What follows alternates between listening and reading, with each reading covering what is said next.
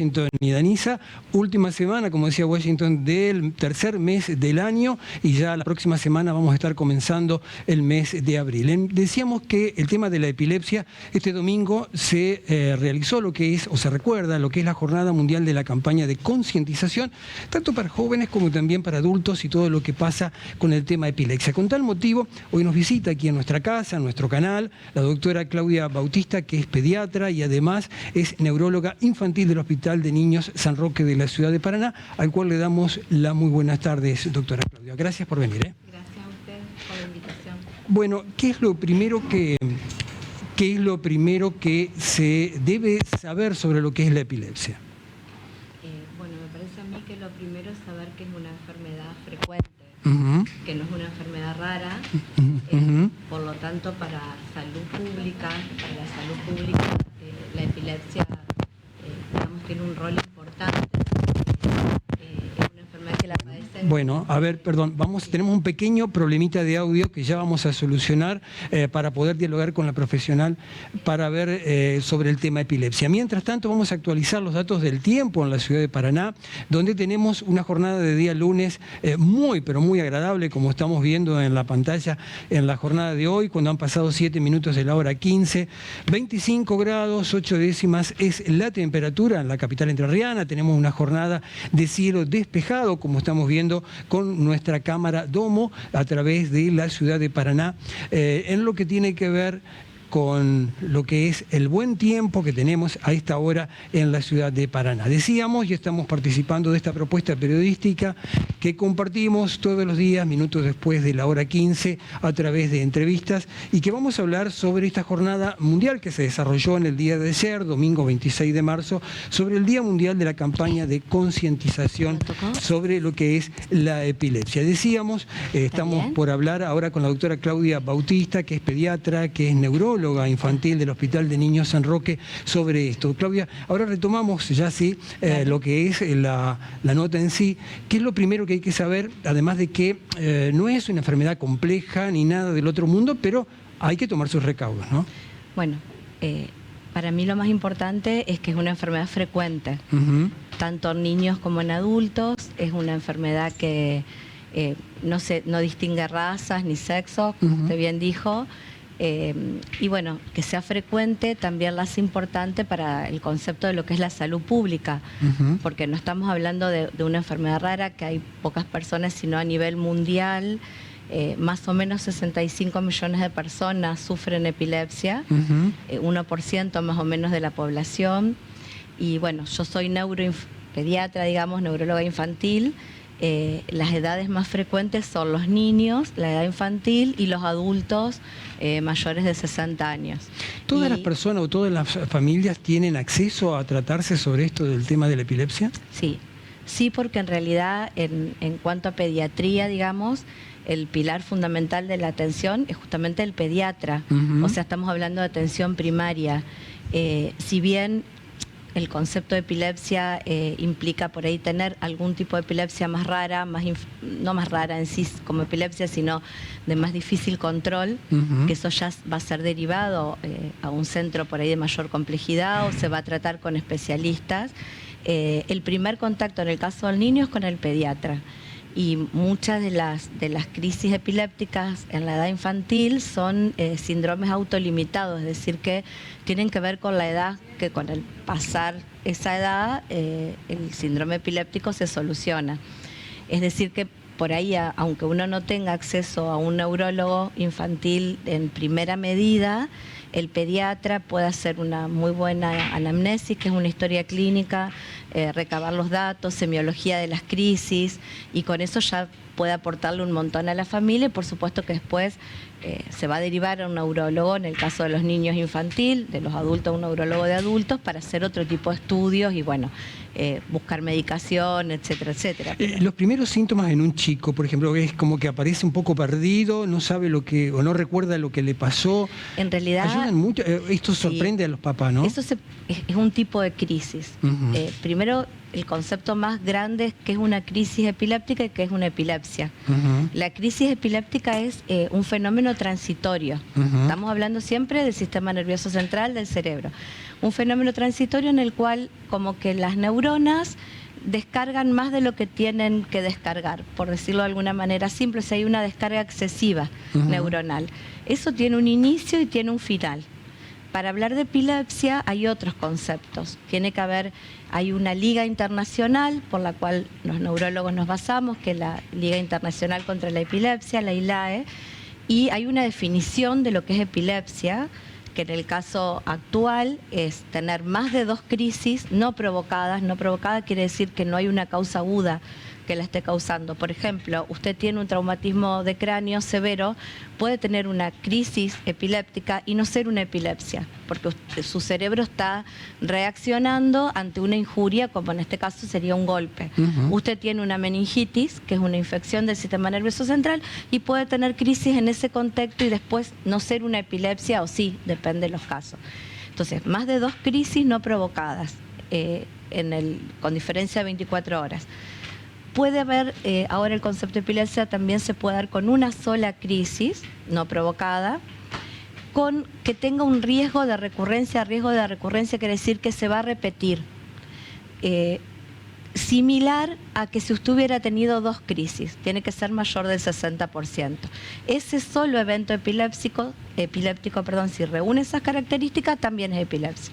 O los síndromes epilépticos, como yo le comenté, del niño, en el cual hay síndromes muy bien definidos, de acuerdo a la clínica, al electroencefalograma, a la edad del niño, a las neuroimágenes.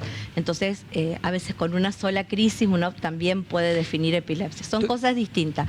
Crisis es un concepto agudo, transitorio, que tiene inicio y final. Epilepsia es lo que comenté después. Doctora, ¿cuáles son las causas que llevan a este cuadro de epilepsia?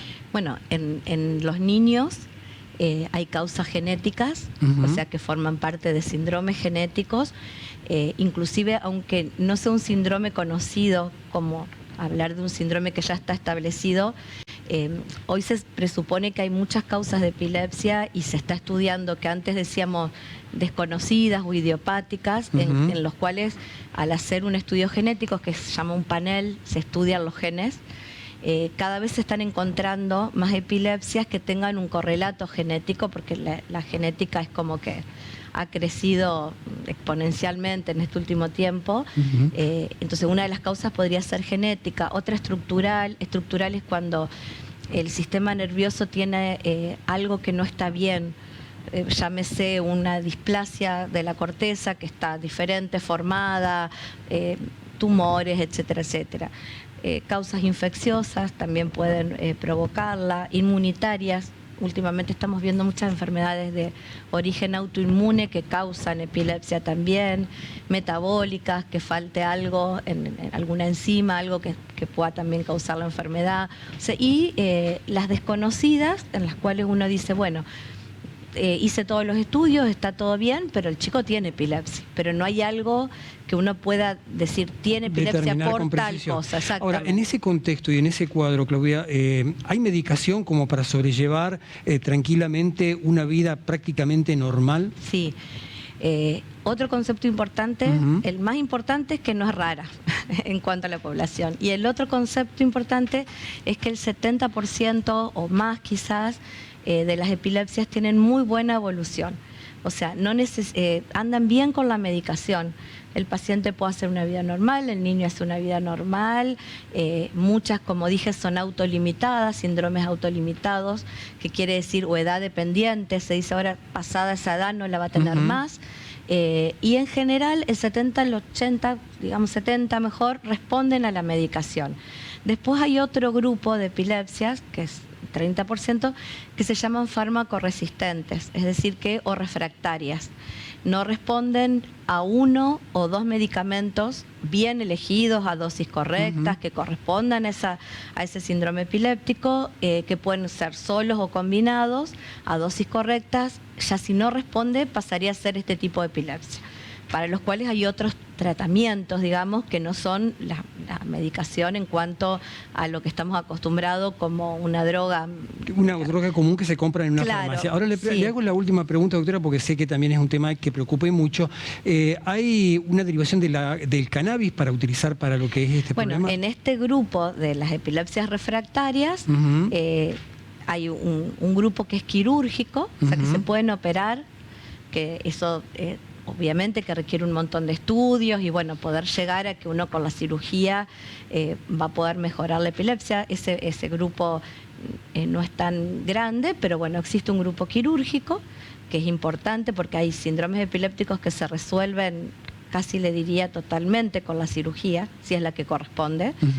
Después hay otro grupo que son factibles a otras terapias que la cirugía uno podría decir que si la cirugía es correcta, uno va a tratar el problema y lo va a erradicar.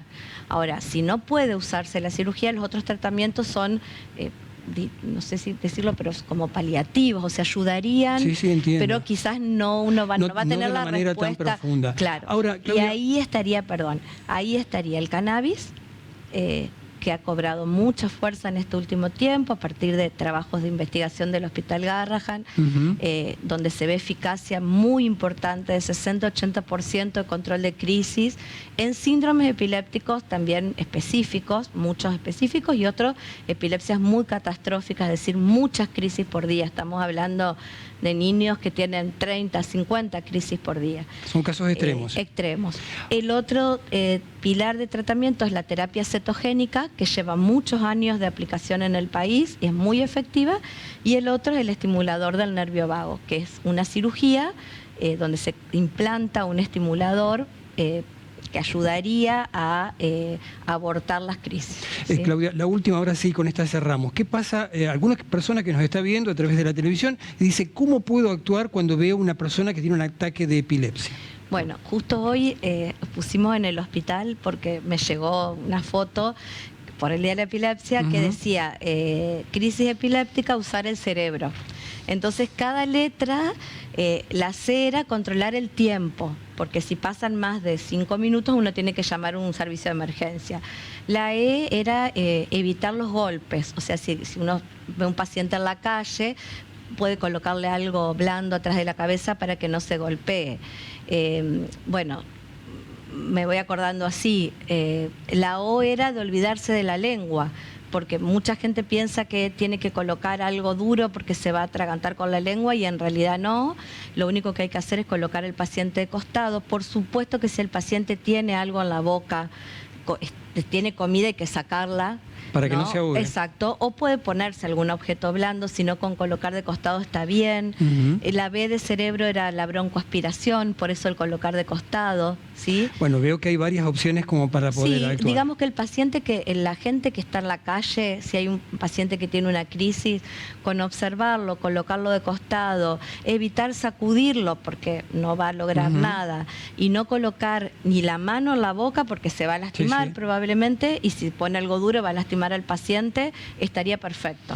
Claudia, le agradezco la visita, las puertas siempre están abiertas y ojalá que con este tipo de conceptos sumemos para concientizar sobre la importancia de la epilepsia que ayer domingo se celebró de manera mundial. Muchas gracias, doctora, gracias por estar. a ustedes. La doctora Claudia Bautista hablándonos y contándonos sobre el tema de la epilepsia. Dejamos este tema, vamos a ir con uno de los móviles, con Damián Malatesta, porque hoy comenzó el juicio por jurados del crimen del contador Calleja, un tema que preocupa y sorprendió mucho oportunamente a nuestra sociedad. Damián, te vemos y escuchamos para que nos cuentes lo más importante de la jornada.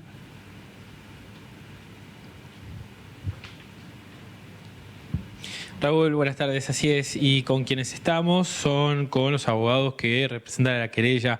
Hablamos los doctores Iván Bernengo y Damián Petenati, que agradecemos por su tiempo. Ha sido una jornada de mucho trabajo, siguen trabajando para lo que va a ser esta semana la continuidad de este juicio tan importante. Hoy de todas maneras hay hechos para resaltar, por más que haya sido la primera jornada, respecto de las personas que declararon y lo que va a arrojar o va arrojando este juicio tan importante, como señalaba Raúl recién, en uno de los casos más resonantes, se ha conmovido tanto la opinión pública. Primero los saludo, ¿cómo andan? Y cuéntenos qué hay que sobresaltar de esta primera jornada de juicio que se ha llevado adelante. ¿Qué tal? Buenas tardes. Sí, es así. En el día de hoy, básicamente, como se inicia el juicio por jurado, las partes, tanto la Fiscalía como nosotros como querellantes o acusadores privados, hicimos la presentación del caso, indicamos cuáles son los hechos sobre lo cual va a girar este juicio y bueno, y la defensa hizo lo propio respecto de sus posturas para cada uno de sus defendidos. Puntualmente en el día de hoy declararon 4 testigos, que es quien era la novia de Gonzalo, un amigo que básicamente relataron o recordaron cómo fue aquel día, y luego sí dos declaraciones muy importantes a nuestro modo de ver, como es la declaración del comisario Blasón, un comisario extremadamente experimentado y que estuvo a cargo, dirigiendo y muy involucrado durante todo lo que fue la investigación. Indicó, al menos de inicio, al menos en la jornada de hoy, cuáles son las pruebas o las investigaciones, la parte de la investigación más importante que comprometen a Morato y a Jiménez. Bien. Morato y Jiménez que, recordemos, en aquel entonces, unas horas de mucha tensión hasta que se logró encontrar el cuerpo de Gonzalo, habrían dado muerte justamente a Calleja y luego trasladado a otro lugar. Hay diferentes móviles que comprueban que se trata de un hecho que de hecho ha sido calificado como triplemente agravado, si no me equivoco. Digo, aquí hay justamente para detallar cómo se dieron los hechos y qué delito sucedió a otro, por eso el agravante. Exactamente, sí, es un homicidio triplemente agravado, bien lo decís. ¿Por qué? Primero por el modo de comisión del homicidio en sí. Primero para robarle, la forma en que lo mataron, en un total estado de indefensión, dentro de un habitáculo de un vehículo, sorpresivamente, pues yo dije cuando comencé el alegato que fue una emboscada. Realmente una emboscada, llevado engañado para hacer una transacción de cambio de moneda. Sube a un vehículo, no es la primera vez que subía al vehículo de Morato, ya lo había hecho en otras oportunidades, con total confianza, no tenía absolutamente nada que desconfiar con Gonzalo en aquel momento. Un habitáculo reducido, una persona de atrás, entendemos que es Jiménez, lo toma del cuello, le hace presión en el cuello y lo produce la muerte por asfixia. Como dije, un total estado de indefensión. ¿Y lo mataron por qué? Para encubrir ese delito que era el robo. Gonzalo vivo era un riesgo para ellos, puesto que no iba a quedar impune el delito de robo. Bien. Por eso son los agravantes que tiene. Bien. Esto es lo que se va a demostrar, por supuesto, a lo largo de las audiencias. El hecho de que sea un juicio por jurado le da un tono diferente al juicio o al procedimiento que se lleva adelante. Sí, es diferente, tiene ciertas particularidades. En realidad estamos aprendiendo todos el juicio por jurado, nosotros como profesionales y los miembros del jurado, el ciudadano común, a cumplir ese rol tan importante que es el de jurado. No obstante eso, creo que ha sido bastante buena la experiencia de las audiencias previas, como la de hoy. Hoy el juez técnico fue el encargado de darle las instrucciones al jurado, qué es lo que tienen que hacer, qué es lo que tienen que evaluar, qué es lo que no tienen que evaluar, qué es prueba, qué no es prueba, por ejemplo. Los derechos, la presunción de inocencia condicional que existe en todos los ciudadanos. Y durante la etapa de los alegatos y la prueba, con los testimonios rendidos, uno pudo observar que los jurados estaban atentos, escuchaban y se mostraban atentos, incluso tomaban nota de muchas cosas. Así que creo que es bastante productivo este sistema de juicio. Bien, recordemos que el viernes ya se espera la etapa más conclusiva. Mañana se esperan muchos testigos. Son largas jornadas que van a estar desarrollándose durante toda la semana. Sí, mañana particularmente va a ser una jornada bastante intensa, lo mismo el miércoles. Y bueno, el jueves van a continuar las declaraciones testimoniales y finalmente ya el viernes ya no se recibe más pruebas, sino que está, al menos en principio, está dedicado exclusivamente a lo que son los alegatos finales, tanto de la Fiscalía, de nosotros como querellantes y por supuesto de las defensas. Y luego de eso ya el jurado con toda la prueba recibida y todas las exposiciones de las partes ya pasa a deliberar. De acuerdo a lo que se está acusando y fundamentalmente lo que ustedes están esperando como abogados querellantes, ¿qué es lo que se espera justamente como condena o a qué se aspira para un delito de esta índole? Bueno, a ver, nosotros la acusación que tenemos, por lo menos como hipótesis y que esté lo que estamos buscando probar, al ser un homicidio triplemente agravado, un veredicto de culpabilidad sobre esa cuestión. Hay que recordar que el jurado no impone ninguna pena, sino que se limita a declarar culpable o no culpable a una persona, y en el caso en que obtenga un veredicto de culpabilidad, luego esa pena tiene que ser definida por el juez técnico, que en ese caso es una pena de prisión perpetua. Esto sin perjuicio de que el propio juez o las partes sugieran otras alternativas que no sean la de un homicidio agravado. Pero va a girar básicamente sobre esos puntos. Bueno, este es el arranque simplemente. Mañana se espera una jornada intensa. ¿Cuál de todos los testimonios de mañana puede ponerse de sobresalto o resaltar? Mira, yo creo que en este caso particular todos los testimonios son importantes. Todos abarcan una etapa muy específica de la investigación, o incluso de la vida de Gonzalo en estos últimos momentos. Por ejemplo, hoy lo detalló la novia, de quién era la novia de Gonzalo. Mañana vienen muchos profesionales de la policía de Entre Ríos, sobre todo de la División de Inteligencia Criminal, que fueron los encargados de recabar toda la información de los celulares secuestrados, de las cámaras de videovigilancia que fueron relevadas. Creo que todos van formando este rompecabezas para poder mostrarle al jurado cómo se desarrollaron los hechos, para que finalmente puedan tomar una decisión. Así que creo que todos son importantes en realidad. Doctores, muchas gracias. Seguramente vamos a volver a contactarnos. No, por favor, gracias a ustedes. Que tengan buenas tardes. Los abogados que representan a la querella en este juicio que ha comenzado en el día de hoy, decíamos, juicio por jurado que investiga la muerte de Gonzalo Calleja, que hasta el viernes en principio va a tener muchísima actividad durante la semana. Hoy primera jornada y conocíamos los alcances justamente de lo ocurrido en el día de hoy.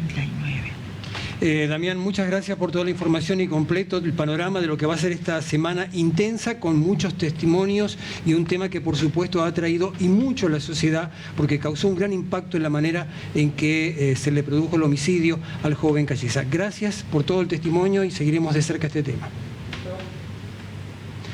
Seguimos en entrevistas y uno de los temas que vamos a abordar ahora en este bloque tiene que ver con la actividad de la mediana y tercera edad de la Facultad de Ciencias de la Educación, que tienen muchos cursos, talleres para distintos sectores de la comunidad y también muy variado. Con tal motivo nos visitan aquí en los estudios de nuestro canal Charo Montiel y también Silvia Mayer. Buenas tardes, muchas gracias por venir. Buenas tardes, muchas gracias a ustedes por la invitación. Bueno, Charo, contenos, estos cursos y talleres son muy amplios y muy variados, ¿no? Sí, son muy amplios. Bueno, el Departamento de la Mediana y Tercera Edad, pionero en Argentina por sus características, ya este año cumple 39 años de existencia, un espacio anclado en una universidad pública. Está destinado a personas mayores de 35 años en adelante, sin límite de edad, sin requisitos previos. El objetivo, cuando la profesora Yolanda Darrié-Denux crea este espacio, allá con el advenimiento de la democracia, en el 84, tiene como objetivo dar un espacio a las personas mayores, aquellas que llegan a la jubilación, y empieza también desde ese lugar a demistificarse esto que significa la tercera edad, o la cuarta edad hoy, o la vejez, ¿no? La vejez la entendemos como una etapa más de la vida, con ganancias y pérdidas, y entonces las personas que se acercan al departamento, dentro de lo que ofrecemos como educación no formal, tienen la posibilidad de desear una temática, de poder llegar a ese saber, de poder vincularse con pares, de compartir en el edificio y en los espacios de nuestra facultad el intercambio con las generaciones jóvenes. No queremos ser guetos. Y la oferta de cursos y talleres muy variada. Silvia, ¿cuál es el curso o el taller más requerido, el más pedido? Bueno, depende de qué persona, pero uno de los que fue el más solicitado fue el de memoria cognitiva, si no me equivoco. Estimulación. Estimulación. Sale a oferta y el día siguiente ya no hay más cupo. Parece que los de cierta edad estamos preocupados por lo que nos pasa. Bueno, de idioma también debe haber alguna demanda. De idioma también. Bueno, en cuanto a estimulación cognitiva, sigue siendo la memoria la vedette, de esta etapa. Sí. Y además dentro de este grupo tenemos ajedrez, digamos como otros espacios, idiomas también, que es muy importante para aprender y para también poder hacer ejercicios con nuestra memoria. También hay un nuevo curso que es muy interesante, Neuronas en Movimiento. Bueno, ¿no? eso demuestra el interés por conocer y generar cosas. Totalmente. A mí me sorprendió también, bueno, que hay producción radiofónica, Sí. un taller de dibujo también, Sí, de que es muy pintura. recreativo, y también me sorprendió, porque a veces uno dice, bueno, una persona mayor, pero hay uno que se llama Deseo Erótico y Sexualidad también. Sí, sí, a cargo de la doctora, que no me voy a acordar el apellido. Bueno, pero requiere una demanda de gente mayor que también quiere conocer algo más. Sí, lo que ocurre es que hoy, auspiciosamente, falta aún todavía, pero contamos con bibliografía, con especialistas y también con estos nuevos interrogantes que los mayores se vienen formulando en esta etapa particular de la vida. Sin deseo no hay vida, y el deseo no está solo vinculado al erótico, deseo de todo tipo Sí, para sí, por poder supuesto. transitar todos los días la cotidianeidad. Y el deseo, digamos, y lo que refiere al erotismo y a esta otra parte constitutiva de las personas, también viene, digamos, hay mucho de prejuicio, ¿no? Y mucho de mito. Por lo tanto, creo que estos espacios lo que permiten es ese diálogo, esto de reconocerse, de poder poner palabras a ciertas emociones, sentimientos o ideas que van surgiendo en esta etapa, ¿no? Tengo entendido que María del Carmen Mangol es la que da este curso, exacto, ¿no? es una médica, es sexóloga. Silvia, ¿hay algún límite de edad para hacer No. este tipo de cosas? El límite para iniciar, la base, el piso, son 35 años. Es nuestro lugar, nuestra facultad, nuestro departamento, digamos, es el único en la Argentina que tiene un piso tan bajo. ¿No es cierto, Charo? Las clases se dan ahí mismo Las en la clases, facultad. exacto, en Alameda de la Federación 115, frente a la casa madre de nuestra facultad, de lunes a viernes de 16 a 19 estamos atendiendo para informar, para inscribir a las personas que tengan deseos de acercarse, de conocer de qué se trata cada curso. Allí estamos con todo nuestro equipo del departamento para poder facilitar. A veces las personas llegan curiosas o llegan desprovistas de información y bueno, y aún así también desprovistas de ideas para sumarse a determinado espacio. También oficiamos de orientadoras, tenemos una integrante de nuestro staff que es psicóloga, así que siempre está también atendiendo a esas personas que llegan en esa situación. Así que creemos que, bueno, hacemos siempre y buscamos recursos, herramientas para poder hacer ese puente con las personas que se acercan porque estamos para eso. Silvia, supongo que mucha gente a lo mejor, bueno, descubre a esta edad de adulto mayor distintas opciones, este curso, estos talleres que además requiere una interacción constante, conocer gente nueva. Totalmente. Y también pares que a lo mejor están en la ciudad y no se conocen porque no usan las redes sociales, ¿no? Sí, Exacto. yo comencé yo soy alumna, comencé hace más de 26 años y soy fan number one. ¿Y de qué taller o de qué curso? Uy, he hecho varios. Ya hizo Ahora, todos. bastante. Va renovando. Continúo, soy fan de la señora, por lo cual he hecho drama, teatro, hace más de 26, 27 años, como le dije, narración de cuentos, hice folclore, hice cine y literatura, hice italiano, hice francés, ajedrez, unas cuantas cosas. Muy variado. Claro, y hay talleres de teatro también, ¿no? Hay Sí. talleres de teatro, Sí, sí. de radioteatro, de radio. Teatro leído Y quería hicimos. decir con respecto a la pregunta que hiciste a Silvia, que estos espacios también promueven el encuentro con otros pares. Es decir, así como encontramos personas que llegan para vencer la soledad, porque es una etapa donde hay pérdidas, y otras situaciones de cada historia de vida, estos espacios propician el encuentro, esto que decías acerca de, hablar de temas e inquietudes que son comunes, pero a la vez no quedarnos ahí. Siempre ese intercambio con generaciones jóvenes son fundamentales. Porque los jóvenes, primero entendemos que en ese intercambio con los jóvenes les estamos de alguna manera pidiendo y indicando un camino a prepararse para la vejez. Todos vamos a llegar a viejos. Y hay algo que aprendí en una formación, en una capacitación de un especialista cuando dijo, envejecemos desde que nacemos. Bueno, sí, pensaba yo entre mí por ahí, dijo, el cristalino del ojo empieza a envejecer a los 7 años de edad. Y eso demuestra que todos vamos a ese mismo camino. Pero que no quiere decir sinónimo de decrepitud, sino de seguir teniendo proyectos, Exacto. de seguir teniendo y siguiendo los deseos. Generando cosas. Exacto. Sara y Silvia, la última. ¿Hasta cuándo se puede tener información para inscribirse? Bueno, hasta el 31 es la fecha que pusimos, o sea, el viernes próximo. Pero si hay alguien interesado, siempre están las puertas abiertas. Se lo recibí.